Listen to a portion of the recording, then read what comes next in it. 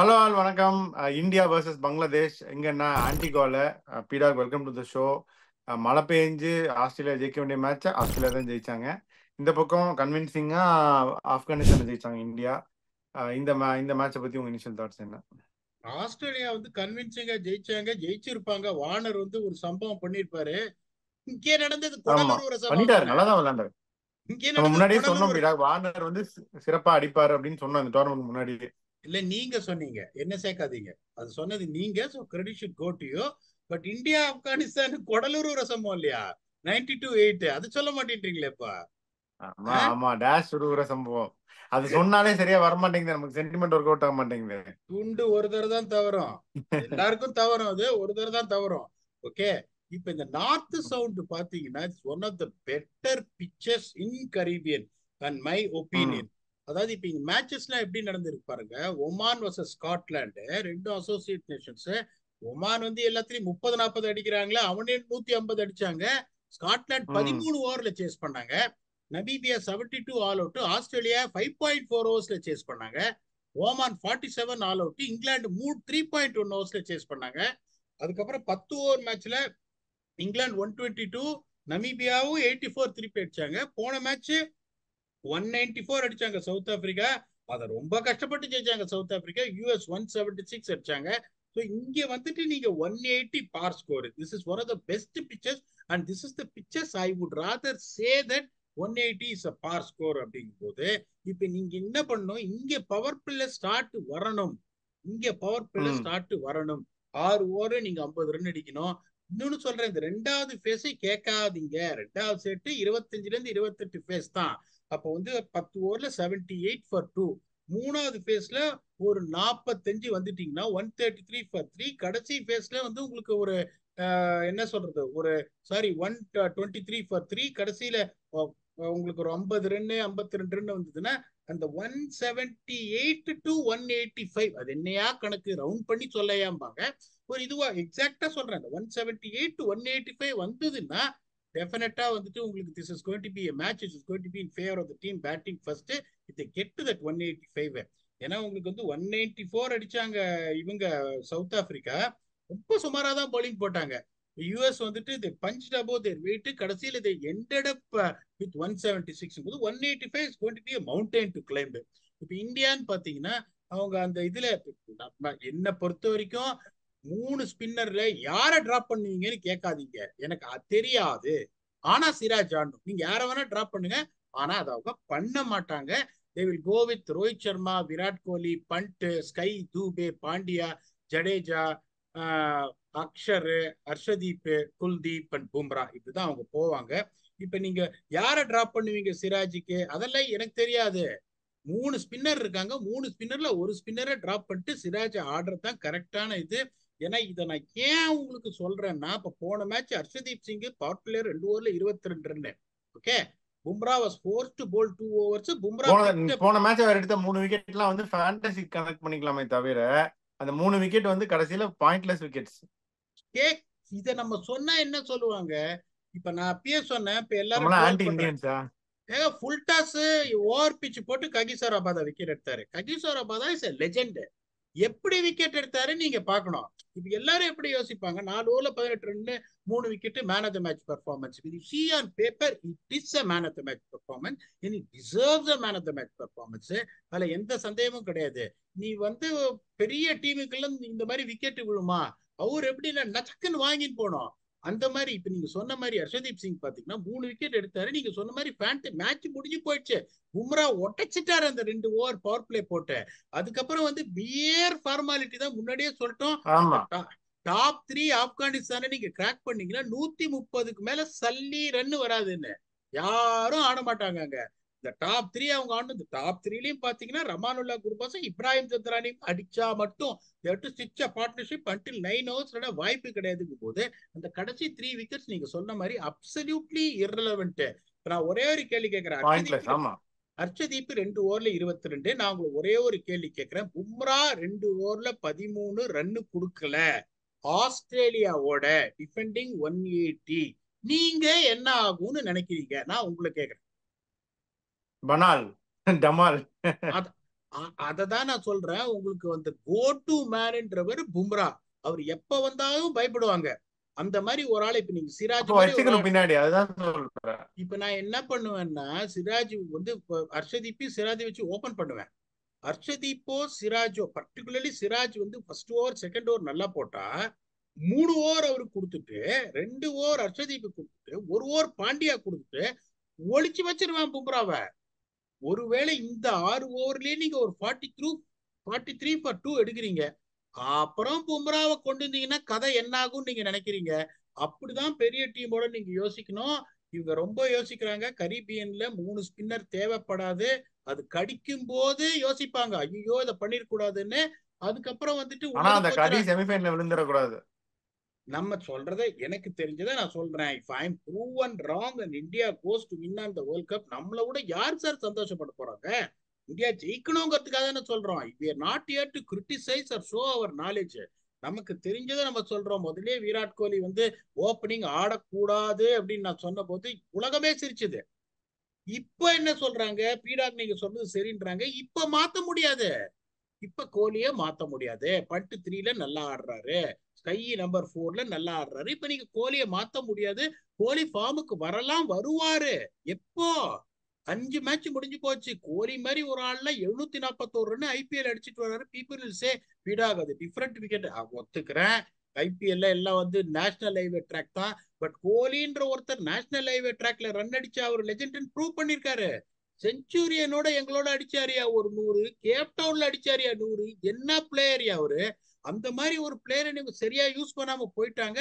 இப்ப அதை சரி பண்ண முடியாம கஷ்டப்படுறாங்க. 2வது தப்ப பண்ணி திருப்பியும் அந்த ஐசிசி டிராஃபிக்கு வெயிட் பண்ற மாதிரி வைக்காதீங்க. I would be very happy Siraj comes in for one of the 3 spinners. அதை பண்ணுவாங்களா எனக்கு தெரியல. பட் இப்ப இது லைட்டர் ஆப்பனன்ட்ன்றதுனால உங்களுக்கு இங்கேயும் கிடைக்காது. அங்க பாத்தீங்கன்னா அங்க ஒரு காம்படிஷன் நடக்குது. இந்த தன்ஜீத் ஹசானுக்கும் சௌமியா சர்க்காருக்கும் யார் முட்டை நிறைய பொறிக்கிறது அப்படின்னு. அதனால இப்ப இப்ப நான் என்ன பண்ணுவேன், இவங்க வந்துட்டு இந்த மாதிரி ஒரு ஒரு பிரச்சனையில இவங்க இருக்காங்கும் போது இப்ப அவங்க அதை பண்ண மாட்டாங்க. அந்த ஜேக்கர் அலியை ஓப்பனிங் இறக்கி விட்டுருவேன் நான், 2 பேரையுமே டிராப் பண்ணிட்டு. இப்ப நான் என்ன பண்ணுவேன், இல்ல இந்த என்னோட மஹதி ஹாசனை கூட ஓப்பனிங் இறக்கலாம்ல. மிராஸ் ஓப்பனிங் இறக்கலாம் முன்னாடி, அவர் இல்ல இவரே பிஞ்சிட்டா கூட இறக்கலாமே. மிராஸ் ஆடுவார் sir. Miraz is good enough to Miraz இல்ல, ஓப்பன். இவரு மஹதி, இவரு வேற வேற அது மஹதி. அவர் வந்து மெஹதி ஹசான் மிராஸ், இது ஒரு மஹதி ஹசான் இவரு. ஓகே, அவரு வந்து இருந்திருந்தாருன்னா அவர் ஓபன் பண்ணிருப்பாரு. அவர் ஏன் டிராப் பண்ணாங்கன்னு எனக்கு தெரியல. இப்ப நான் வந்து எப்படி போவேன் அப்படின்னா, ஜேக்கர் அலி ஓப்பனிங் வித் லிட்டன் தாஸ், ஷாண்டோ, ஷக்கீப் அல் ஹசான், தௌஹித் ரிதாய், முகமதுல்லா, ரிஷாத் ஹுசேன், மஹதி ஹசான், சஞ்சீப் ஹசான், அதுக்கப்புறம் Shoriful Islam in place of Taskin Ahmed and Mustafizur Rahman. நான் இப்படிதான் போவேன். ஏன்னா நீங்க மேட்ச் பண்ணிதான் ஆகணும். பண்ண மாட்டாங்க. இப்ப நான் அதை தான் பண்ணுவேன். ஜேக்கர் அலி கண்ணா புண்ணா அடிப்பாரு, கண்ணா இல்ல அது புண்ணா. இல்ல, ஷோரிஃபுல் உள்ள வந்துதான் ஆகணுங்கிறேன் டஸ்கனுக்கு பதிலா. அதை ஏன் உள்ள வரணும் அப்படின்னு நான் லாஸ்ட் டைம் சொன்ன போது, சௌரப் நேத்ரவால்கர் ரோஹித் சர்மாக்கு அவுட் ஆனாரும் போது நீங்க வந்து என்ன சொன்னீங்க, ஷஹீன் அஃப்ரீதிக்கும் அவுட் ஆனாருன்னு சொன்னீங்க. ஞாபகம் இருக்கா? போன ஆமா மேட்ச் ஆமா யாருக்கு ஆமா. அவுட் ஆனாரு? போன மேட்ச் யாருக்கு அவுட் ஆனாரு? ஃபசல் போன ஹக் மேட்ச் தூக்கி ஃபரூக்கி, ஃபசல் ஹக் லெஃப்ட் ஃபரூக்கி. ஆர்ம் அதுக்கு ஃபாஸ்ட் முன்னாடியே பவுலர். கால்ல வாங்கினாரு. அது இவ்வளவுண்டு இல்லாட்டி அதே கால்ல வாங்கினாரு. முட்டி போட்டு ஒரு 6 அடிக்க பார்த்து கால்ல இப்ப வாங்கினாரு. நான் என்ன சொல்றேன்னா, Mustafizur Rahman is not a expert power play bowler.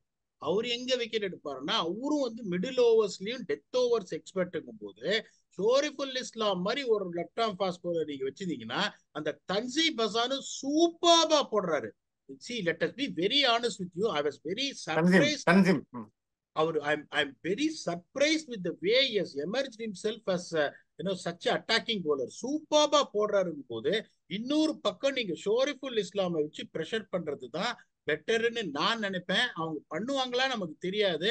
அவங்க திருப்பி என்ன பண்ணுவாங்க, தஸ்கீன் எக்ஸ்பீரியன்ஸ்டு அது இதுன்னு சொல்லிட்டு தே மே ஹேவ் தஸ்கீன். இப்ப இந்த சொல்லிட்டோம். இப்ப இந்த உங்களுக்கு வந்துட்டு 180 ஒரு பார் ஸ்கோர் 185 வந்தா சேஃப், நல்ல பிச்சு அப்படின்னு. இப்ப அந்த ஃபர்ஸ்ட் 10 ஓவர்ல பாத்தீங்கன்னா அந்த 50 அந்த ஒரு ஸ்டார்ட் கிடைக்கணும் அப்படின்னு பாத்தீங்கன்னா, பெரியப்பா சுத்துறாரு. அவர் பட்டுச்சுன்னா 50 வந்துடும். கோலி போன மேட்சே கொஞ்சம் டிட்டர்மைண்டா ஆடினாரு, அப்புறம் அடிச்சு கொடுத்துட்டாரு. பட் எல்லாரும் கேட்பாங்க, என்னையா பேசுற, 24 ரன் அடிச்சாரு. But when you consider 5 runs in 3 innings and someone has scored 24. It's a signs of coming back from பண்ணிட்டு ஒரே கியரு. இங்க நான் சொல்றேன் ஜேக்கர் அலியை வச்சு ஓபன் பண்ணணும்னு. இவங்க என்ன பண்ணுவாங்கன்னா சௌமியா சர்க்காரை கொண்டு வருவாங்க திருப்பி. அதையும் சொல்லிடுறேன் உங்களுக்கு.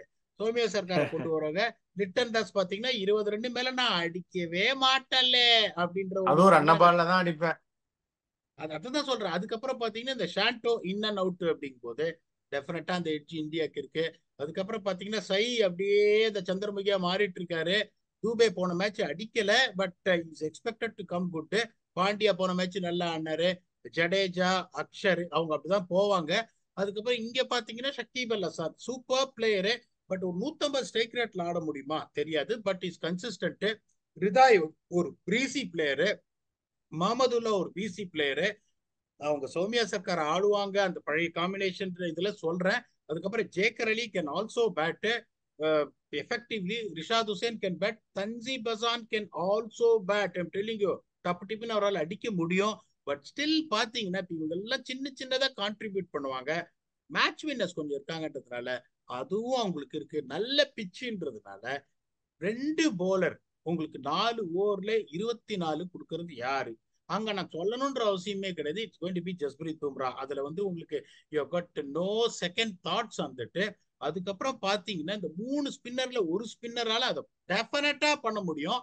அவங்க 3 ஸ்பின்னர் தான் ஆட போறாங்க. அது வந்து சான்ஸே இல்லை. இங்க பாத்தீங்கன்னா உங்களுக்கு முஸ்டாபிசுர் ரஹ்மான் 4 ஓவர்ல 24 no, but is effective. Shoriful Islam ஆடினா yes chance new ball is effective. ஆட மாட்டாங்க. தஸ்கீன் அகமது நோ. தன்சீப் ஹசான் ஒரு ஜெனுவன் விக்கெட் டேக்கர். 424 தெரியாது. ரிஷாத் ஹுசேனும் நிறைய விக்கெட் எடுக்கிறாரு. ஆனா இங்க நிறைய ஷார்ட்டர் லென்ஸ் போட்டு இங்க இந்தியாக்கெல்லாம் ஷார்ட்டா போட்ட பின்னாடி போய் இருக்கிருவாங்க. Shakib Al Hassan even though he's not really been that economical, but he's good enough to be added into the list ன்றதுனால அந்த எட்ஜும் India will go with a slight edge of 98-2. இதை நீங்க ஒத்துக்கிறீங்களா?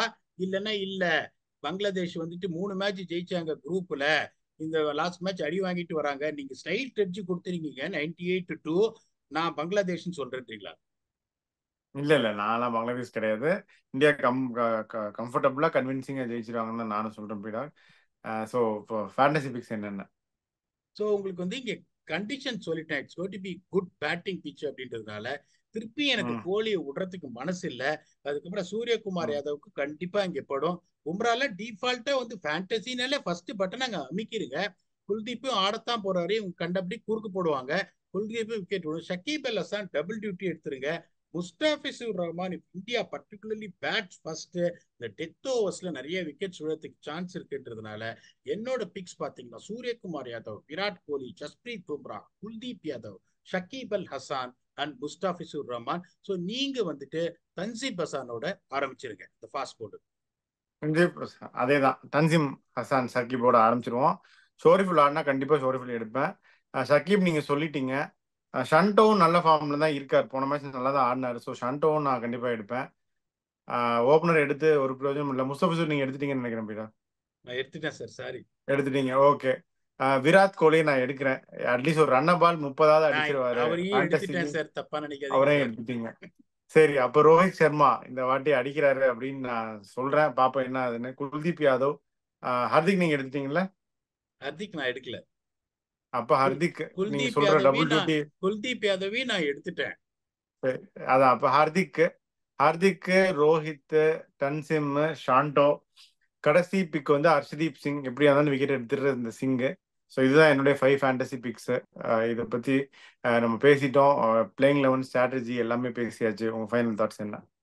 என்னை பொறுத்த வரைக்கும் ஆனஸ்ட்லி ஸ்பீக்கிங் ஆப்கானிஸ்தான் நம்ம என்ன சொன்னோம்னா their good side, we have so much of respect for them, they have beaten a lot of sides but they stand no chance அப்படின்னு.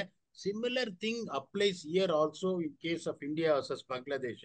Bangladesh has been in the international circuit for so long, but unfortunately அவங்கள வந்து ஒரு 1990ல பார்த்த Bangladesh the first time 1999ல பாகிஸ்தானை வந்து அக்ரம் கான் 1999ல ஜெயிச்சு அப்பதான் வந்து திரும்பி பார்க்க வச்சாங்க. அதுக்கப்புறம் வந்து ஒரு மேட்ச் வந்து இந்த try series Bangladesh, England, Australia நடந்த போது ஆஸ்திரேலியா அடிச்சாங்க.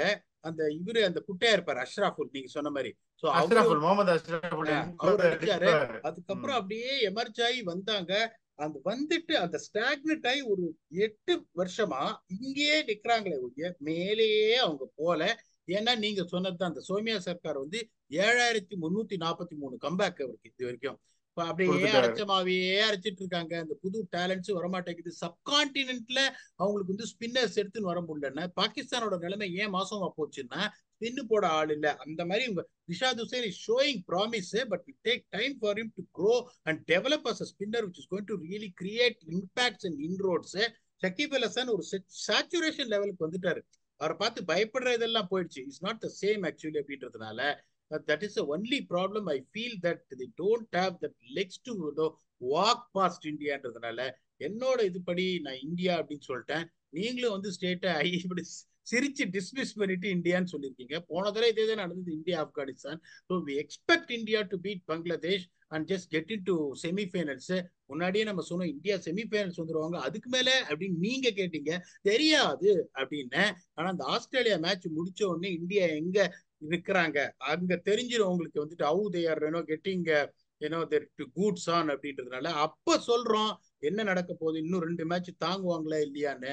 Until we come back and entertain you for yet another episode of T20 World Cup preview or review. Thanks a lot and bye bye.